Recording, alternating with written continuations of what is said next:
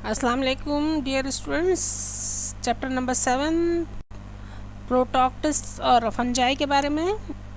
वाह, बचपन से पढ़ते आ रहे हैं, बचपन तक पढ़ेंगे इंशाल्लाह। प्रोटॉक्टिस एवोल्यूशनरी रिलेशनशिप है। इसमें आपके पास सब यूनिट्स आपके, फिर मेजर ग्रुप्स ऑफ प्रोटॉक्टिस्ट हैं, फिर उसके बाद जनरल कैरेक्टरिस्टिक ऑफ फंजाई है, फिर डाइवर्सिटी अमंग फंजाई है, यानी कि उनमें कितने चेंजेस और कितनी वैरायटी है, उसके बाद इम्पोर्टेंस बताई गई है। इतना सारा है जनाब। आ जाओ देखते हैं। किंगडम प्रोटॉक्टिस्टा के बारे में बताया गया, सही है। आपने अभी वायरसेस पढ़े थे, उसके बाद प्रोकैरियोट्स का चैप्टर 6 है, जो उसके बाद आपका नंबर आ जाता है प्रोटॉक्ट्स के बारे में। इनकी एवोल्यूशन पढ़ी गई, फिर इनके मेजर ग्रुप्स हैं जिनमें एल्गी, प्रिमिटिव फंजाई और फिर प्रोटोजोन्स आ जाएंगे, एनिमल लाइक्स, फिर फंजाई लाइक्स और प्लांट्स लाइक।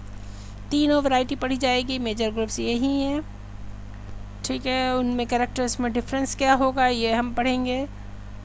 इसके बाद जनाब ग्रुप्स के हिसाब से उनमें कौन सा क्लोरोफिल है, मेजर पिगमेंट्स क्या कहें जिनकी वजह से हम उनको डिफ्रेंशिएट करते हैं, और इनके एग्जांपल्स क्या हैं। ये चार्ट देखिए, चार्ट ज़रूर याद कीजिएगा, और डायग्राम्स से ये ऑब्जेक्टिव्स और उसके लिए बहुत लाजमी है। डायग्राम वैसे भी आती है लेबल करने के लिए। अल्वा के बारे में पढ़ा जाएगा, फंजाई की, फिर उनकी सारा sexual reproduction, life cycle, lump सारा जा रहा है। अल्टरनेशन और जनरेशन भी आ जाएगी उसमें। उसके बाद फंजाई लाइक प्रोटॉक्स के बारे में पढ़ा जाएगा, ठीक है। इसमें स्लिम मोल्ड एग्जांपल्स में आ जाएगा मैक्सोमाइकोटा। फिर पढ़ें उसकी लाइफ साइकिल है, उसके एग्स, उसका अल्टरनेशन ऑफ जनरेशन सारी पढ़ी जाती है। डायग्राम्स ज़रूर याद करने हैं। एग्जांपल्स आ गई, ठीक है। स्ट्रक्चर आ गया उसका मासिलियम का, फिर रिप्रोडक्शन आ गई। लाइफ साइकिल पूरी डायग्रामेटिक लाइफ साइकिल बड़ी अच्छी बनी हुई है, रियल लाइक लग रही है। किताब बड़ी मेहनत से तैयार की गई है। टीचर्स का बहुत थैंक यू जिन्होंने इसको तैयार किया, ठीक है। फिर डिजीज़ जो लेब्लाइट ऑफ पोटैटो डिजीज़ कॉज होती है टोमेटोज़ में और पोटैटोज़ में, उसको बताया गया। फिर एनिमल लाइक आ गए प्रोटॉक्ट्स, यानी प्रोटोजोन्स आ गए। तो इनमें सार्कोडीना, सिलिएटा, स्पोरोजोआ, फ्लैजिलेटा, सेक्टोरिया, ये सारी क्लासेस हैं। और यानी क्लासिफिकेशन भी आप पढ़ रहे हैं प्रोटोजोआ की, ये पढ़नी पड़ेगी। 5 क्लासें डिवाइड हो गई, और उनमें क्या डिफरेंस है ये भी आपको यहाँ चार्ट में बता दिया गया है। तो ये चार्ट आपने याद करना है बच्चों, छोड़ना नहीं है। इसमें से बहुत तरीक़े से ऑब्जेक्टिव तैयार हो सकते हैं, ख़तरनाक तरीके से भी हो सकते हैं, लेकिन बेशक यकीनन जो है बोर्ड ऑफिस वाले आपके टीचर्स जो हैं वो आपके साथ ज़रा हम्बल रहेंगे और आराम से बनाएंगे, वरना अगर मैं बनाती तो बहुत ही ख़तरनाक पेपर बनाती। चार्ट फिर बता रही हूँ, चार्ट नहीं छोड़ना है।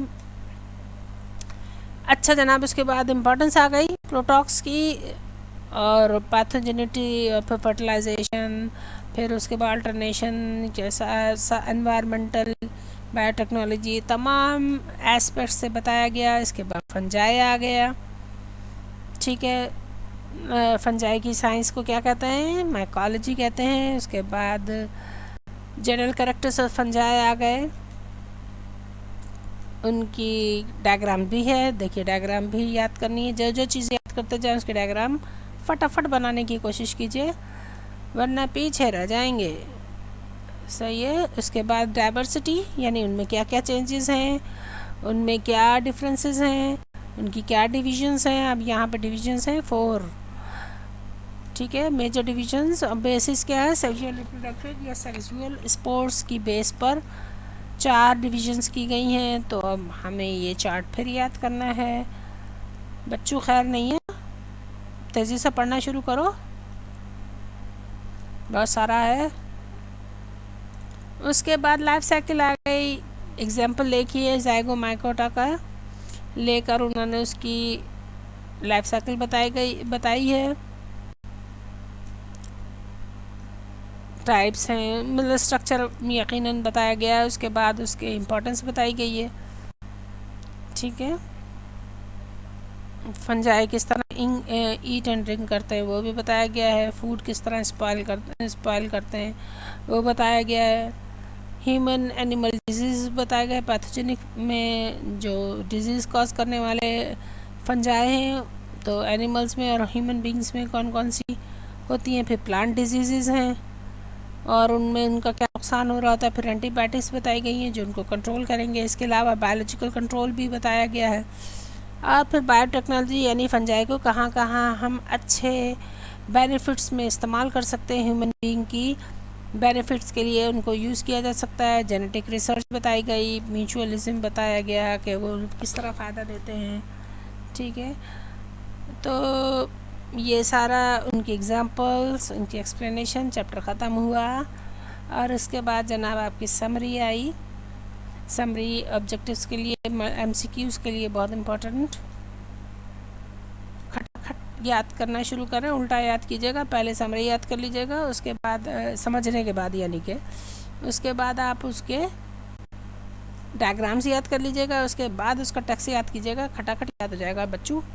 چلیں جناب، آپ کیا کرنا ہے، یہ ہم نے دیکھا ایکسرسائز میں ایم سی کیوز دے دیے گئے ہیں سیمپلنگ، لیکن اس سے زیادہ بھی آ سکتے ہیں. اس کے بعد شارٹ کوسچن آنسرز ہیں، اس میں اور بھی کریٹ ہو سکتے ہیں، لیکن بہرحال ان کو تو بہت اچھے طریقے سے پریپیئر کرنا ہے. اس کے بعد ڈیٹیل کوسچن آنسرز ہیں، ان کو بھی تیار کرنا ہے. ڈائیگرامس کی پریکٹس ضرور رکھیے گا، ہرگز ان کو بھولنا نہیں ہے. Thank you so much. Next chapter کے ساتھ پھر ملیں گے. سینٹر کے ساتھ کو سبسکرائب کرنا ہرگز نہ بھولیے گا ورنہ پیچھے رہ جائیں گے. تھینک یو سو مچ. اللہ حافظ.